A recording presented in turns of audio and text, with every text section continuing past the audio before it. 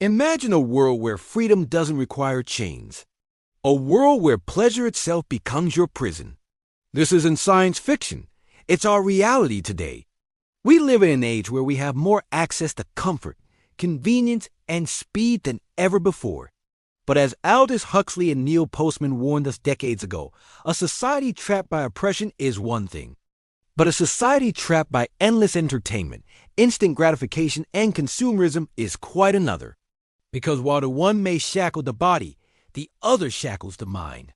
Today, our lives are flooded with constant stimulation. Streaming platforms offer endless rows of movies and shows just a click away.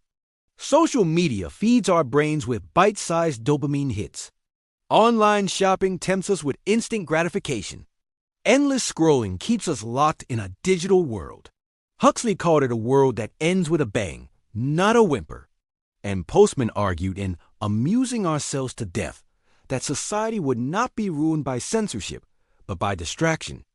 In Huxley's Brave New World and Postman's analogous warning, the impending dystopia was not ruled by a tyrant, but by trivia. Each of these small bursts of pleasure rewire our brain, little by little, stealing our ability to think, to act, to be truly free. But how does this happen? Why do these tiny pleasures have such a profound impact on our freedom? To understand this, we must venture deep within ourselves, inside the neurotransmitter called dopamine. Every time we seek quick rewards, dopamine floods our system, giving us a fleeting high. But with every hit, our brain demands more, but delivers less satisfaction. It's a biological roulette where the pot gets bigger, but the chances of winning get smaller. As Dr. Anna Lemke, author of Dopamine Nation, reveals, the more pleasure we chase, the more pain we feel afterwards. We were never meant to experience this much pleasure, this quickly. Our brains were built for challenge, for delayed gratification, for the long game, not for the instant gratification that modern life dangles in front of us. We're overdosing on pleasure and starving for meaning. And the irony is that while we chase happiness, we're actually manufacturing unhappiness. We are living on a hedonistic treadmill where the only way to feel good is to feel less bad. The problem with pleasure, as both Huxley and Postman recognize, is that it's a deceptive mistress.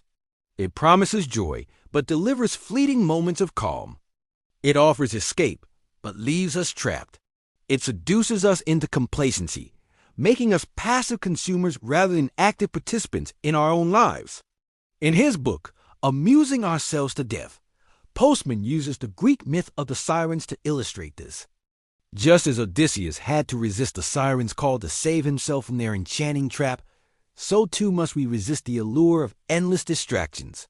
Yet most of us, like passive passengers on a ship, let our lives drift with the currents of entertainment, allowing the sirens to weave their spell.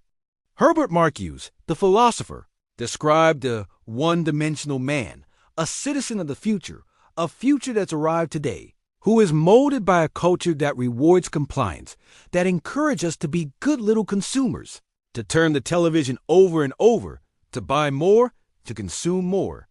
He argued that this is how critical thinking is numbed, how dissent is silenced, and how the ability to imagine a better world atrophies. And yet, despite all these challenges, we are not powerless. Yes, our environment is saturated with distractions. Yes, our brains are hardwired to seek instant gratification. But we also possess the ability to choose, to step back, to unplug, to resist the relentless pull of the digital abyss.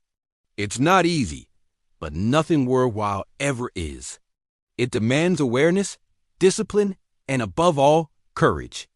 The courage to look at our devices not as crutches, but as chains. The courage to confront our own biology, to relearn the skills of delayed gratification, to seek not momentary pleasure, but deeper, more lasting fulfillment. It is time to rewrite our story. Time to reclaim our freedom from the prison of our own making. Time to rediscover the richness of life beyond the screen. Are you ready to take the first step towards a life that's truly free?